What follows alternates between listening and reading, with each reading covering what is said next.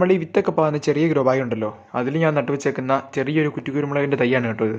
അപ്പോൾ അതിൻ്റെ ഗ്രോ ബാഗൊക്കെ മണ്ണൊക്കെ തിങ്ങി നിറഞ്ഞ് വന്നിട്ടുണ്ട്. അപ്പോൾ ഈ കാണുന്ന അതിൻ്റെ വേരാണ് കേട്ടോ, അത് പുറത്തേക്ക് ഇങ്ങനെ സ്പ്രെഡായിട്ട് നിൽക്കുവാണേ. പിന്നെ അതിൽ കുരുമുളക് പിടിച്ചും കിട്ടിയിട്ടുണ്ട് കേട്ടോ. അപ്പോൾ ഈ ഒരു കുരുമുളക് മൊത്തത്തിൽ 3 തിരി പിടിച്ച് കിട്ടിയിട്ടുണ്ട് കേട്ടോ. ഇപ്പോൾ നമുക്ക് ഇതിൻ്റെ ഗ്രോ ബാഗ് എന്തായാലും മാറ്റുന്നതിലേക്ക് പോവാം. അപ്പോൾ ഞാനിവിടെ പോട്ട് മിക്സ് ആയിട്ട് എടുത്തേക്കുന്നത് നമ്മുടെ മണ്ണും അതുപോലെ ചാണകപ്പൊടിയും പിന്നെ കുറച്ച് മണലുമാണ് കേട്ടോ. അപ്പോൾ ഞാൻ ഈ ഗ്രോ ബാഗിൻ്റെ ഏകദേശം ഒരു 1/4 ഭാഗത്തോളം മണ്ണ് നിറച്ചിട്ടുണ്ട്. ഇനിയിപ്പോൾ ഇതിലേക്ക് നമ്മുടെ തൈ ഇറക്കി വെച്ച് കൊടുക്കാം. അപ്പോൾ ചെടിയുടെ വേരിനൊന്നും ക്ഷതം പറ്റാണ്ട് നമ്മൾ സൂക്ഷിച്ചാണ് മുറിച്ചെടുത്തേക്കുന്നത്. പിന്നെ നമ്മുടെ വേരൊക്കെ അഡ്ജസ്റ്റ് ചെയ്ത് വെച്ച് കൊടുത്തിട്ടുണ്ട് കേട്ടോ. ഇനിയിപ്പോൾ അതിലേക്ക് ഒരു ലെയർ ചാണകപ്പൊടി ഇട്ട് കൊടുത്തേ. ഇനിയിപ്പം നമ്മുടെ ഗ്രോ ബാഗിൻ്റെ ആ മുകളിൽ കാണുന്ന ആ പോർഷൻ ഉണ്ടല്ലോ, ഇപ്പോൾ ഈ കാണുന്ന രീതിയിൽ മണ്ണിങ്ങനെ ഇളക്കി കൊടുക്കണം കേട്ടോ.